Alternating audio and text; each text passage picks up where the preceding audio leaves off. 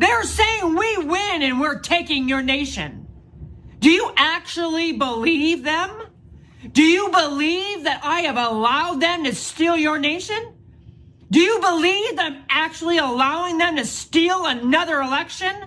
But I have told you, my children, I don't need an election to save your nation. I don't need another election to bring back my David. I don't need another election to bring back revival and my glory. And so, my children, don't you see that you have the victory?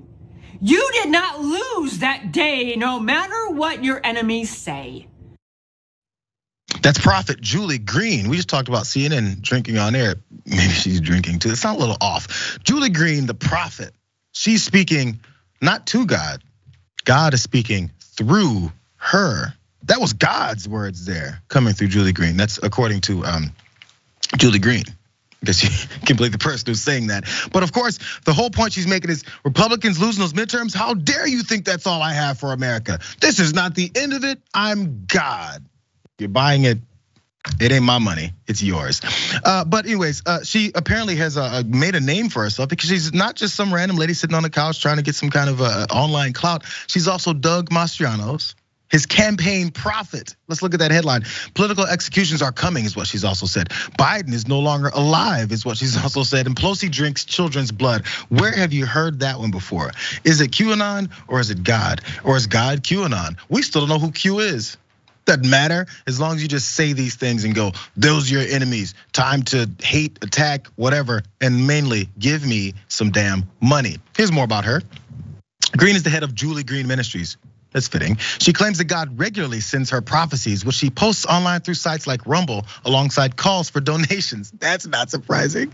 She also participates in the Reawaken America tour, which is organized by right-wing grifter and conspiracy theorist Clay Clark. You know who else she shares stage with? I'm sorry, he shares the stage with her. Since we're talking about how high up she's become, it's not just Doug Mastriano, it's also Eric Trump. He's also spoke on stage with her and legitimizing her whole prophecy grift, I guess, because God is speaking through her. How come God doesn't speak through this guy? He's more closer to their prophet of Donald Trump anyway. How come it's randomly Julie Green and you have to give her money? Questions. Why would he ask those types of things? It did remind us, though, our producer Emily reminded us of some of these other prophets and how they speak and the way that they communicate. It's just off the wall craziness. Let's remember some of these. I see a change. Even before the change comes, a change in White House staff. Keep a lookout for that. Boris what? Johnson, you say? I hear this. I'm going to give you time to repent for your lies. Boris Johnson, you have time to repent for your lies. Yes, he is a male, Andrew Cuomo. And then it says this, he's a swindler. It's a name I'm not used to, so I'm hearing Hawthorne, but it's Cawthorn. And the Lord said, pray for this person. I heard Cawthorn, that's what I was hearing. He said, the one that you call Cuomo, you will see him no more, for he is going to be took down. Man, God needs to work on his grammar. He's gonna be one that's gonna be took down because God's speaking to me. Sorry, I get trouble for throwing that accent out. I apologize. Adrian, you plan on going to any of these services? But you know this thing, how much does this actually still work? I mean, look, as we see, there's a litany of clown cars when it comes to trying to convince people that, hey, give me money because God's talking to me and only I can provide that message. I don't know, man. Those folks are already there. There's no changing it. Oh, absolutely. As long as this hustle is lucrative and tax-free, there will be so many people in touch with our Lord and Savior, I assure you. And it's ridiculous and it's raggedy, but this is how it works. This is these people on their grift and their grind.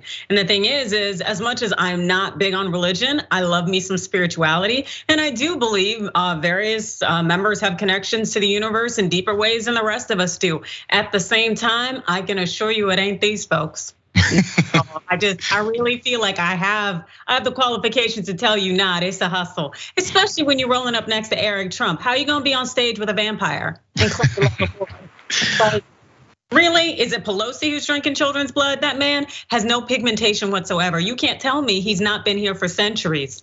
Flying as a bat occasionally. Get out of here. As I heard yesterday, as we talked about yesterday, Herschel Walker said vampires are cool people. So just gonna point that out. So in case maybe it's not such a bad thing. Vampires are cool people, but he's also a Christian. Who knows? Who cares? It's a different day. It's a different type of thought process. By the way, we won't go through all these graphics, but there's some of these evangelical leaders that were on Trump's team during his campaign, during his presidency, and now they're jumping ship because he is a virus. And so now they're thinking, hey, we gotta get away from this guy. We only helped him for this whole several years. Now we gotta get away from him. He's using us. Just keep that in mind as now they've moved on because the money is drying up with that particular. He's the parasite, but they also siphoned off him a little bit too.